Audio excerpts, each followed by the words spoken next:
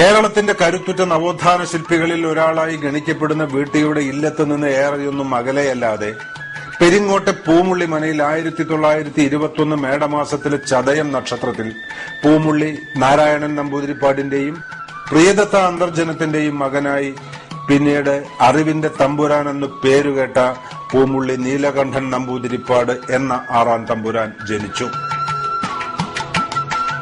സ്വന്തം മണ്ണിൽ കാലുകൾ ഉറപ്പിച്ചു നിർത്തി അധിനിവേശങ്ങളെ ചെറുക്കാൻ അദ്ദേഹം ജീവിതം മുഴുവൻ ജ്ഞാനാന്വേഷണം നടത്തി. ഭാരതീയ ശാസ്ത്രമായ ഹസ്ത്യായുർവേദത്തിലും അദ്ദേഹം നിപുണനായിരുന്നു.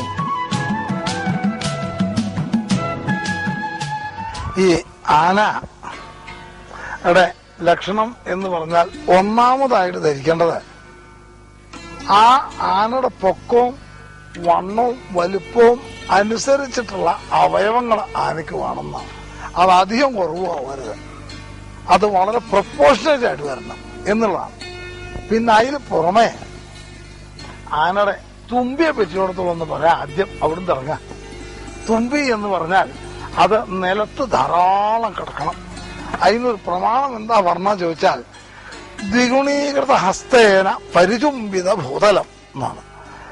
തുമ്പിക്കൈ 2 ചുറ്റായിട്ട് കിടന്ന് അതിന്റെ തലിങ്ങനെ നിലത്തേക്ക് ഇങ്ങനെ തൊട്ടും കൊണ്ട് കിടക്കണം. അതിനെങ്ങനെ ഇങ്ങനെ ഇങ്ങനെ ചുംബിച്ചുകൊണ്ട് കിടക്കണം എന്നുള്ളതാണ് തുമ്പിയുടെ ലക്ഷണം. പിന്നെ കൊമ്പാണ്. കൊമ്പ് പലതരമുണ്ട് ആനയ്ക്ക്. അത് എങ്ങനെയാണെന്ന് ചോദിച്ചാൽ ഇടുത്ത കൊമ്പുണ്ട്, താണ കൊമ്പുണ്ട്. തുമ്പി തന്നെ ഇതുപോലെ പലതരമുണ്ട്.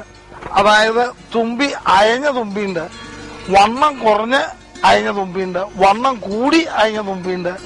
അതില് നാക്കിന് വളരെ പ്രധാനമാണ് ആനയുടെ. തുമ്പിയുടെ നാക്ക് എന്ന് പറയും ആ തലപ്പത്തുള്ളത്. അത് നല്ല നീളം വേണം. ആന വള്ളങ്ങളെടുത്ത് ആ നാക്കുകൊണ്ട് അടച്ചാൽ വള്ളം ചോരരുത് എന്നാ പറയാം. അതുപോലെ തന്നെ അതിന്റെ ആ തുമ്പിയുടെ അറ്റത്തിന്റെ പേര് പുഷ്കരം എന്നാ പറയാം. താമര പോലെയാണെന്നാ വെച്ചത്. അത് നല്ല വികസിച്ച് നല്ല വൃത്തിയായിട്ടിരിക്കണം. അങ്ങനെ ഇരിക്കണം. അങ്ങനെയുള്ള അയഞ്ഞു കിടക്കണ തുമ്പി 2 ചുറ്റ് കിടക്കണം. ഇതാണ് തുമ്പിയുടെ ലക്ഷണം. പിന്നെ കൊമ്പിന്റെ ആ ഒരു ഭാഗത്തായിട്ട് തുമ്പിക്ക് 3 വരി ഇങ്ങനെ കാണാം. അവിടെ ഇങ്ങനെ 3 വരി, അവിടെ 3 വരി ഇങ്ങനെ കാണാം. അത് വളരെ വ്യക്തമായിട്ടിരിക്കണം. അത് എണ്ണ കൂടുതൽ കഴുത്തിലും ഇതുപോലെ 3 വരി വ്യക്തമായിട്ടിരിക്കണം. കഴുത്തിൽ 3 മടക്ക. അതെ, എണ്ണ കൂടുതൽ പെരുമുഖറ എന്ന് പറയുന്ന സ്ഥലം അവിടെ. അതാണ് ആനയുടെ മുഖം. അതോടെ തൊട്ട് കാണിക്കുക. അവിടെ നിങ്ങളുടെ പെരുമുഖറാണ്. ആ പെരുമുഖർ നല്ല വികസിച്ച പെരുമുഖറാണ്. നെറ്റി എന്ന് പറഞ്ഞത് ആ വായുകുംഭത്തിന്റെ മേൽഭാഗമാണ്. വായുകുംഭത്തിന്റെ മേൽഭാഗമാണ്. അതും നല്ല വികാസവും വലുപ്പമുള്ളതാവണം. എന്ന കൂടുതൽ കൊമ്പിന്റെ ഒന്നുകൾ എടുക്കാൻ വേറെ കൊമ്പിന്റെ വിഷയങ്ങളെ കൊണ്ടും കണ്ണിന്റെ വിഷയങ്ങളെ കൊണ്ടും ആനയുടെ ബുദ്ധി അറിയാം.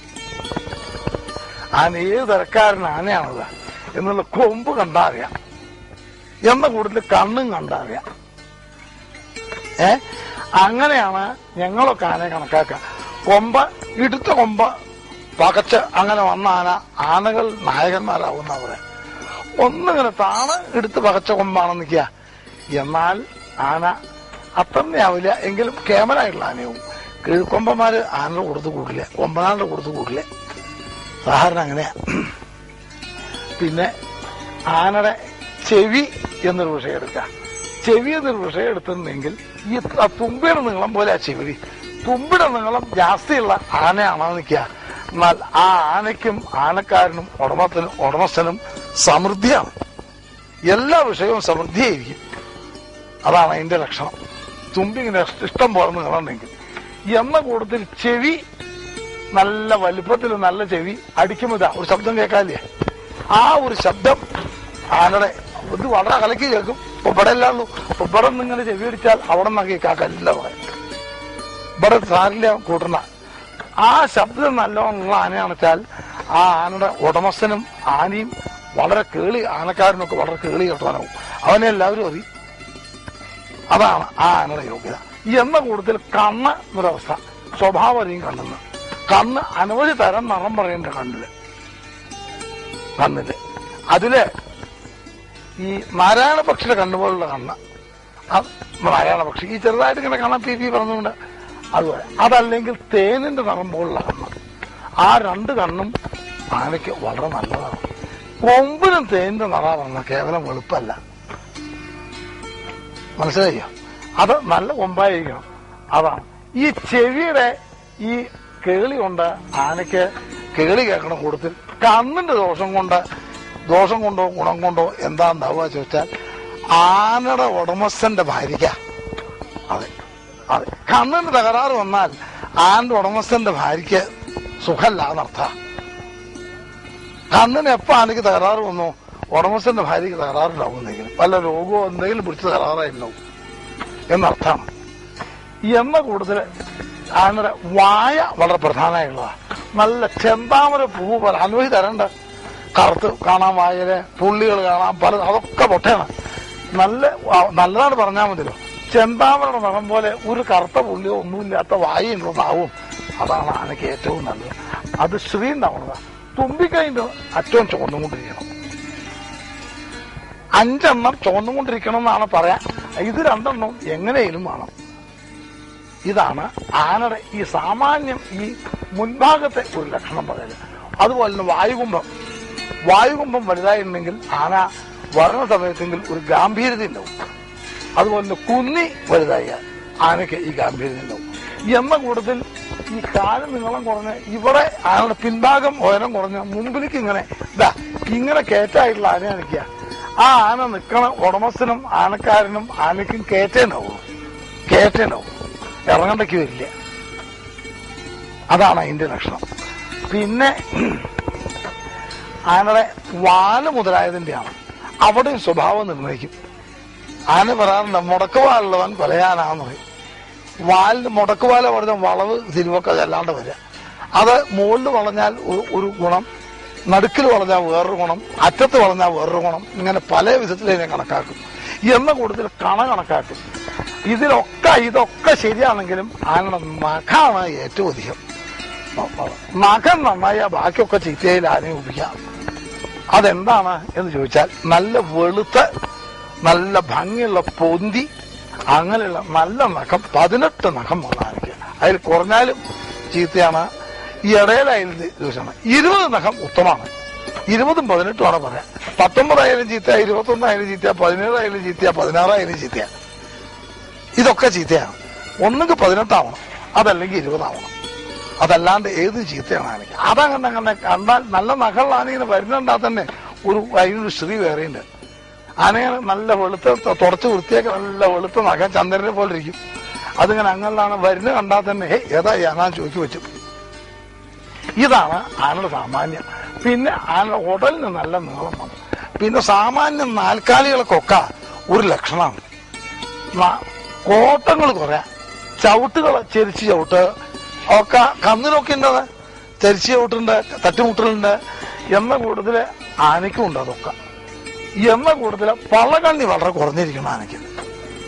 അല്ല, പള്ളക്കണ്ണി കൈകൊണ്ട് അടച്ച കന്നിന് പറയാറില്ലേ, ആ മൂരിയും പോത്തും നല്ല പോത്താണ്, പള്ളക്കണ്ണി ഇങ്ങനെ കൈകൊണ്ട് അടച്ചാൽ അടയും എന്ന് പറയാറില്ലേ.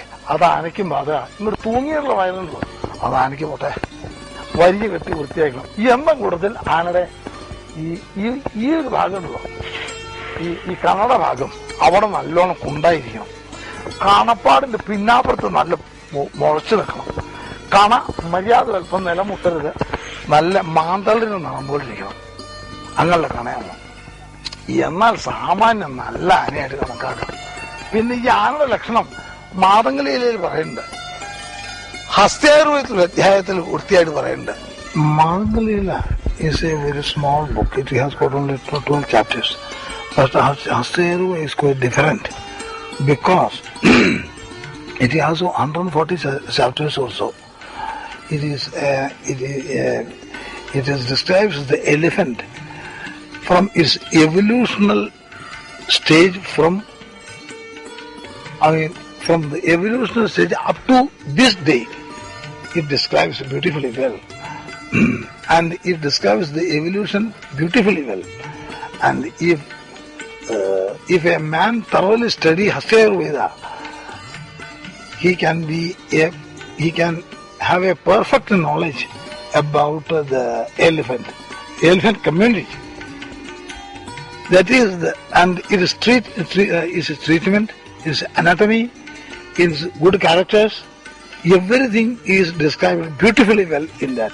About marmas also, that is to say, marma means nervous center, supposed to be a nervous center. It is also described beautifully well. It has got 108 nervous centers and the 64 centers are used by the megahertz. എന്ന കൂടുതൽ കൊപ്രമ്പ് നമ്പ്യാരുടെ ഒരു ഗ്രന്ഥമുണ്ട്. അതിൽ ഈ ലക്ഷണങ്ങളൊക്കെ പ്രത്യേകിച്ച് എടുത്തു പറയേണ്ടത് ഞാൻ നോക്കിയിട്ടുണ്ട്. ഇങ്ങനെ ആനയുടെ പല ലക്ഷണങ്ങളെയും ആനയ്ക്ക്, കുതിരയ്ക്ക്, പയ്യന്. പക്ഷെ ആനയ്ക്ക് ചുഴിയില്ല, ചുഴി നോക്കാറില്ല. കന്നിനും ചുഴി നോക്കാറുണ്ട്, പോത്തിന് ചുഴി നോക്കാറില്ല. കന്നിന് ചുഴി നോക്കും. ആനയ്ക്ക് രോമം നോക്കും.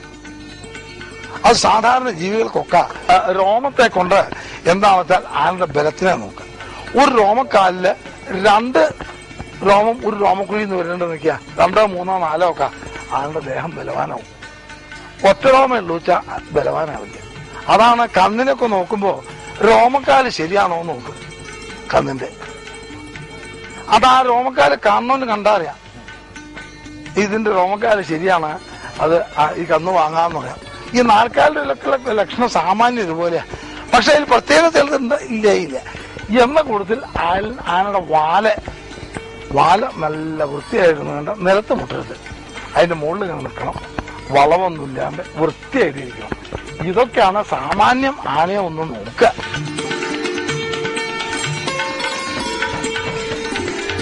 പാലകാപ്യനെ പോലെ അദ്ദേഹം ആനകളെ അനുഗമിച്ചു. നാട്ടാനകളുടെ അവസ്ഥയിൽ പരിതപിച്ചു. അവയുടെ രോഗശാന്തിക്കു വേണ്ടി നിരന്തരം പ്രയത്നിച്ചു.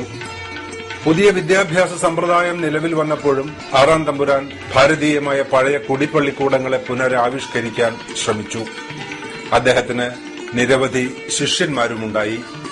താൻ അറിഞ്ഞതെല്ലാം മറ്റുള്ളവരുമായി പങ്കുവയ്ക്കുമ്പോഴാണ് വിദ്യ കൂടുതൽ തിളക്കമുള്ളതായി തീരുന്നതെന്ന് അദ്ദേഹം മനസ്സിലാക്കിയിരുന്നു. ആയുർവേദം പഠിച്ച് ഒരു വൈദ്യനാവാനുള്ള മോഹവുമായി ചെല്ലുന്നവനെ അദ്ദേഹം സംഗീതത്തിലേക്കും നൃത്തത്തിലേക്കും മീമാംസയിലേക്കും രാഷ്ട്രീയത്തിലേക്കുമൊക്കെ കൂട്ടിക്കൊണ്ടു.